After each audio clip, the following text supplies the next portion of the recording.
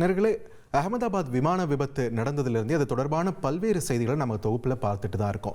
இதில் குறிப்பாக இந்த விபத்து சில வினாடிகளில் நடந்து முடிஞ்சதால் இதோட கருப்பு பெட்டி தொடர்பான தகவல்கள் நம்ம தொடர்ந்து பார்த்தோம். அது எப்போ வெளியில் வருதோ அதில் இருக்கக்கூடிய தகவல்களை வச்சு தான் இந்த விபத்திற்கான காரணம் நமக்கு தெரிய வரும்னு நம்ம சொல்லிட்டு இருக்கோம். இந்த நிலையில் இந்த கருப்பு பெட்டி பற்றின ஒரு விரிவான அலசல், கருப்பு பெட்டினா என்ன, அதில் என்ன இருக்குது, இந்த மாதிரியான விரிவான அலசல் ஏற்கனவே நமது மூத்த செய்தியாளர் சலீம் சார் பண்ணியிருக்காரு. அதை பற்றின தகவல் நம்மளோட தந்தை யூடியூப் சேனல்லையும் அது இருக்குது. ஸோ நம்ம ஒரு குவிக் ரீகேப் பார்த்துக்கணும்னா, இந்த கருப்பு பெட்டியில் சிவிஆர் காக்பிட் குரல் பதிவு செய்யக்கூடிய ஒரு கருவியும் டிஎஃப்டிஆர் என்று சொல்லக்கூடிய டிஜிட்டல் விமான தரவு பதிவு கருவியும் அதில் இருக்குது. ஸோ இது டைட்டானியம் உலோகத்தால் ஆன ஒரு வலுவான கட்டமைப்பு கொண்டது. 3400 மடங்கு புவியீர்ப்பு விசை பலத்தை கூட தாங்கும் வல்லமை கொண்டது. 1100 டிகிரி செல்சியஸ் வரைக்கும் வெப்பத்தை தாங்கும். 1 மணி நேரத்துக்கு தாக்குப்பிடிச்சு நிற்கும். உள்ள இருக்கக்கூடிய தகவல்களை சேமித்து வைக்கும் அப்படின்ற நிறைய தகவல்கள் இந்த கருப்பு பெட்டி தொடர்பாக நம்ம ஏற்கனவே பார்த்திருக்கோம். இப்போ இந்த கருப்பு பெட்டியில் இருக்கக்கூடிய தரவுகளை எடுக்கிறதுலே சிக்கலா அப்படின்ற ஒரு சர்ச்சை தான் தற்பொழுது வெடித்திருக்கிறது. இது பற்றி தான் இந்த தொகுப்பில் நம்ம பார்க்க இருக்கிறோம். விபத்திற்குள்ளான AI-171 கருப்பு பெட்டியை பொறுத்த வரைக்கும் அந்த விமானத்தில் 2 கருப்பு பெட்டிகள் இருந்திருக்குது. ஸோ இந்த 2 கருப்பு பெட்டிகளுமே பார்த்தீங்கன்னா ஜூன் 13ஆம் தேதி விபத்து நடைபெற்ற அடுத்த நாள் ஒரு கருப்பு பெட்டி மீட்கப்பட்டது. ஜூன் 16ஆம் தேதி 2வது கருப்பு பெட்டி மீட்கப்பட்டது. ஆனால் எதிர்பார்த்ததை விட அதிக சேதம் அடைந்திருப்பதாக தகவல் வெளியாச்சு. ஸோ இந்த விமான விபத்திலிருந்து மீட்கப்பட்ட இந்த கருப்பு பெட்டிகள் இருக்கக்கூடிய தகவல்களை வெளியே எடுப்பதில் சர்ச்சை தற்பொழுது ஏற்பட்டிருக்கு. என்னன்னா, விமான விபத்து புலனாய்வு பணியகம்னு சொல்லிட்டு இதுக்காகவே ஒரு செப்பரேட் டிபார்ட்மெண்ட் இருக்கு. அந்த டிபார்ட்மெண்ட் தான் இப்போ சர்ச்சையின் மையப்புள்ளியா மாறி இருக்கு. ஏன் தரவு எடுப்பதில் அப்படி என்ன சிக்கல்? அந்த ஆணையம் இதில் எதனால சிக்கலை சந்திக்குது அப்படின்னு நம்ம பார்க்கும்போது, இந்த ஆணையத்தின் கீழே ஒரு புதிய டிஎஃப்டிஆர் மற்றும் சிவிஆர் ஆய்வகம் ஒன்று அமைக்கப்பட்டிருக்கு. எப்போ? கடந்த ஏப்ரல் 9ஆம் தேதி 2025, 2 மாசத்துக்கு முன்னாடி தான் அது பணிகளை தொடங்கியிருக்கு, செயல்பாட்டிற்கு வந்திருக்கு. டெல்லியில் தான் இந்த ஆய்வகமானது அமைக்கப்பட்டிருக்கு. 9 கோடி ரூபாய் மதிப்பீட்டில் இந்த ஆய்வகம் அமைக்கப்பட்டிருக்குது. சர்வதேச தரத்திலான ஒரு ஆய்வகம்னு அப்பவே சொன்னாங்க. இன்டர்நேஷனல் ஸ்டாண்டர்ட்ஸ் எல்லாம் மீட் பண்ணி தான் நம்ம இந்த ஆய்வகத்தை உருவாக்கியிருக்கோம். இதனால வெளிநாட்டு நிறுவனங்களோடு நம்ம சார்ந்திருக்க வேண்டிய அவசியம் இல்லை.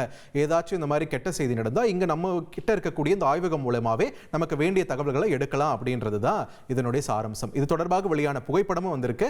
அதையும் இப்போ பார்த்துடலாம். இந்த புகைப்படத்தில் நீங்க பார்க்கக்கூடியது விமானத்துறை அமைச்சர் ராம்மோகன் நாயுடு அந்த ஆய்வகத்தில் எடுத்த புகைப்படம் தான். அங்க இருக்கக்கூடிய கருவிகள் இதெல்லாம் அவருக்கு விளக்கி கூறக்கூடிய அந்த காட்சிகள் தான் இந்த புகைப்படத்தில் பதிவாகி இருக்கு. ஸோ இப்போ என்ன நிலவரம் அப்படின்னு நம்ம பார்க்கும்போது, 9 கோடி ரூபாய் மதிப்பீட்டில் திறக்கப்பட்ட இந்த ஆய்வகம் இப்போ விமானத்தை விபத்தில் சந்திச்சிருக்க மீட்கப்பட்டிருக்க இந்த கருப்பு பெட்டிகளையும் ஆய்வு செய்வதில் என்ன சிக்கல்?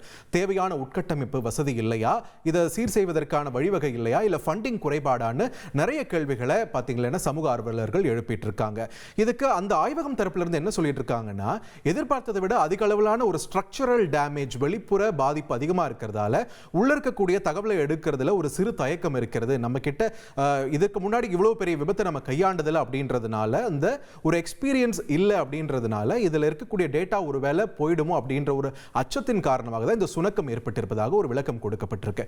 அதனால இப்போ இந்த கருப்பு பெட்டி அமெரிக்கா செல்கிறதா அப்படின்ற ஒரு கேள்வி எழுப்பியிருக்கு. இன்னும் அதை பத்தின ஒரு முடிவு எடுக்கலன்னு ஒரு தரப்புல சொன்னாலுமே சில தகவல்கள், கிடைக்கக்கூடிய தகவல்கள், இது அமெரிக்காவின் வாஷிங்டனில் இருக்கக்கூடிய தேசிய போக்குவரத்து பாதுகாப்பு வாரியத்திற்கு அனுப்பி வைக்கப்பட இருப்பதாக தகவல் வெளியாகி இருக்கு. அது மட்டும் இல்லாம இந்தியா அமெரிக்க அதிகாரிகளோடு சேர்ந்து அங்க இங்கிலாந்தை சேர்ந்த 53 பயணிகளும் இந்த விபத்தில் உயிரிழந்திருக்கிறதால இங்கிலாந்தின் விமான விபத்துகள் புலனாய்வு குழுவும் இந்த ஆய்வுல இணைய இருக்காங்க. அவங்களுமே அந்த பிளாக் பாக்ஸ்ல கருப்பு பெட்டியில என்ன இருக்கு என்ற தகவல்களை ஆராய இருக்கிறார்கள். ஸோ ஒரு கூட்டு முயற்சியாக இந்த கருப்பு பெட்டியில் இருக்கக்கூடிய தரவுகள் மீட்டெடுத்து அதை ஆய்வு செய்யும் பணிகளானது மேற்கொள்ளப்பட இருக்கிறது. ஆனால் இன்னுமே அந்த ஸ்ட்ரக்சரல் டேமேஜ்னு சொன்னோம் இல்லையா, அதை பற்றின ஒரு அச்சம் இருந்துகிட்டே தான் இருக்கு. ஒருவேளை அது இன்னும் மோசமாக இருந்துச்சுன்னா உள்ள இருக்கக்கூடிய தரவுகள் கிடைக்காம போவதற்கான வாய்ப்பு இருக்குமோ அப்படின்ற ஒரு கேள்வியும் இங்கே வலுவாகி இருக்கு. ஆனால் அதே நேரத்தில் இந்தியாவில் அமைக்கப்பட்டிருக்கக்கூடிய இந்த ஆய்வகம் அது முறையான ஃபண்டிங்கோட வெளிநாடுகளை சாரக்கூடாதுன்ற ஒரு காரணத்துக்காக தான் அமைச்சிங்க. அதை ஒழுங்கா செய்யுங்க அப்படின்ற ஒரு அறிவுறுத்தலையும் பல்வேறு தரப்பினரும் முன்வைக்கக்கூடியதை நம்மால பார்க்க முடிகிறது. ட்ரெண்டை ஃப்ரெண்ட் ஆக்கிக்கோங்க. 2.5 கோடிக்கும் அதிகமான தந்தி டிவியின் சப்ஸ்கிரைபர்ஸ் அண்ட் ஃபாலோவர்ஸ் குடும்பத்தில் நீங்களும் இணையுங்க.